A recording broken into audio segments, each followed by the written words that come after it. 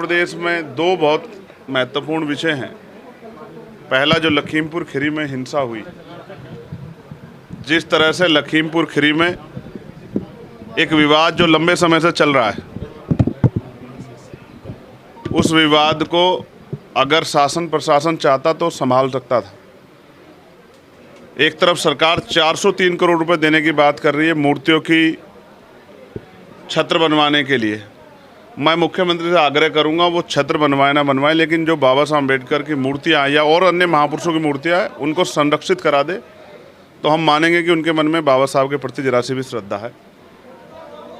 तो उस विषय में पुलिस के द्वारा जो कार्रवाई की गई वो बहुत निंदनीय है। लोगों को मारपीट की जा रही, कई लोगों को, बुजुर्गों को, महिलाओं को चोट लगी। रात के अंधेरे में पुलिस जो कार्रवाई कर रही है उस सब भय का माहौल व्यापित है।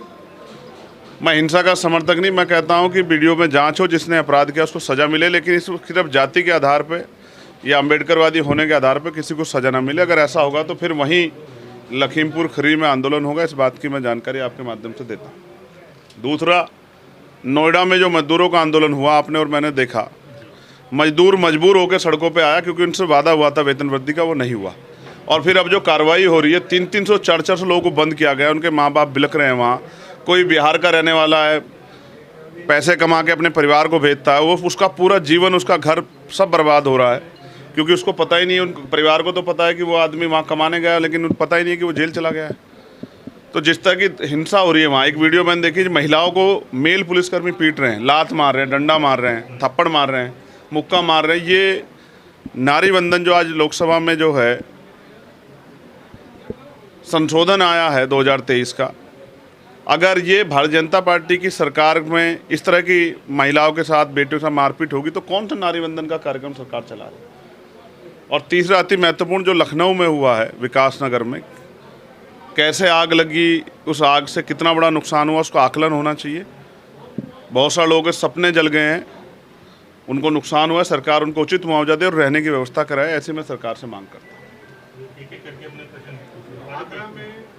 ब्राह्मण समाज में आक्रोश है, अभी रैली निकाली गई थी उसको लेकर के और मांग की कि उनके खिलाफ कार्रवाई की जाए, जिसको लेकर के लगातार पुलिस ने मुकदमा भी दर्ज किया है, उस पर क्या कहना चाहते हैं? देखिए, सरकार है, पुलिस मजबूरी में मुकदमा दर्ज कर लेगी, लेकिन आप ये जानते हैं और मैं भी जानता हूँ कि कोई भी ऐसा अनैतिक कृत्य नहीं हुआ है जिस पर मुकदमे दर्ज हों। बाबा साहब की शोभा यात्रा निकल रही थी, कुछ नौजवान जोश में आके वहाँ चढ़ गए, कोई ऐसा अपमान नहीं किया है। बाबा साहब का वो किसी पार्टी का झंडा नहीं था, अशोक चक्र है उस झंडे में, और वो नोट पे भी है। तो ऐसा किसी को आपत्ति है उस झंडे से, तो नोट भी अपने घर के निकाल के फेंक दो सब। लेकिन मैंने पुलिस के बयान सुने, बड़े अधिकारियों ने बयान दिए कि किसी की आस्था को कोई ठेस नहीं पहुँचे। वो लोग चढ़े थे, उन्होंने वहाँ झंडे लहराए, सेल्फी ली और भी वापस उतर आए। तो मगर मैं दोनों ही समाजों से सबसे कहूँगा कि वो आपसे प्रेम बना के रखे, ऐसे विषयों को सेंसिटिव ना बनाएं और समाज में इस तरह का विघटन ना पैदा, उसका ध्यान रखें। लेकिन पुलिस ने जब बयान दिया तो फिर अब मजबूरी क्या होगी कि मुकदमे दर्ज करने पड़ रहे हैं। यहाँ तो बाबा साहब की मूर्तियाँ रोड टूट रही है, यहाँ तो अब आप, मैं कह रहा हूँ मूर्तियों की बात, यहाँ तो NCRB का डेटा कहता है कि रोज़ कमज़ोर वर्गों पर इतनी हिंसा हो रही है। तो अगर इस तरह से कार्रवाई की जाएगी तो फिर भय व्याप्त होगा या आक्रोश व्याप्त होगा, फिर उसकी जिम्मेदारी भी प्रशासन को और सरकार को उठानी पड़ेगी। आपने और मैंने पुलिस का बयान सुना नहीं सुना, पुलिस ने क्या कहा? इसके बावजूद भी मुकदमा लिखना, इसका मतलब उन पुलिस पर दबाव बनाया गया, उनको मजबूर किया मुकदमा लिखने के लिए। इस तरह की सरकार जो है, जो भय में चलती है, वो कानून व्यवस्था का निडोरा ना पीटे और ताकतवर सरकार की बात ना करे।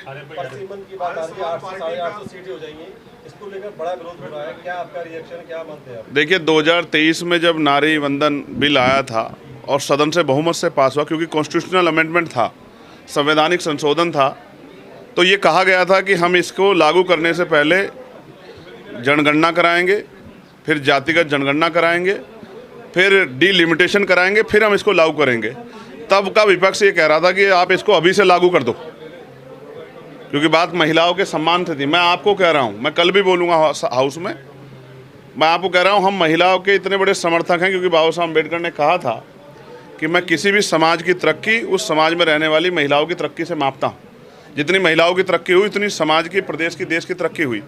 आप महसूस कीजिए, बाबा साहब का आज कोई प्रधानी का पन्ना छोड़े, बाबा साहब ने केंद्रीय कानून मंत्री के पद से इस्तीफा दे दिया था जब वो पिछड़े और महिलाओं के अधिकारों की रक्षा नहीं कर पाए, जब हिंदू कोड बिल लागू नहीं करा पाए।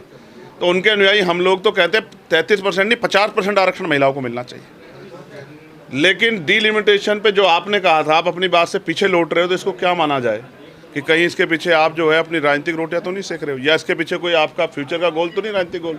तो इसको ध्यान में रख के कल जब लोकसभा में हम लोग अपनी बात रखेंगे तो आप सब लोग सुनना, और देश भी सुनेगा, दुनिया में रहने वाले अम्बेडकरवादी भी सुनेंगे कि हमारा इस पे विचार क्या है और हमारी पार्टी का स्टैंड क्या है। लगातार आरक्षण का विरोध लोग करते हैं, इसके बावजूद भी कहते हैं संसद में महिला आरक्षण बिल पास होने जा रहा है। किस तरह की मानसिकता नजर आती है नहीं। जो आरक्षण का लोग विरोध करते हैं? देखिए ये राजनीतिक है विरोध, वरना सच ये है कि जब 2019 में आर्थिक आधार पर आरक्षण 10% दिया गया, मैं बड़े सम्मान से कह रहा हूँ कि देश के non SC, non ST, non OBC, non minority जो जातियां हैं, उन्होंने अगर उनको आरक्षण इतना बुरा लगता है तो उनको उस आरक्षण का विरोध करना चाहिए था, राजनीतिक स्तर के विरोध करना चाहिए था, और विरोध करके कहना चाहिए था कि आरक्षण से अयोग्य लोग आते हैं, हम लोग आरक्षण नहीं लेंगे।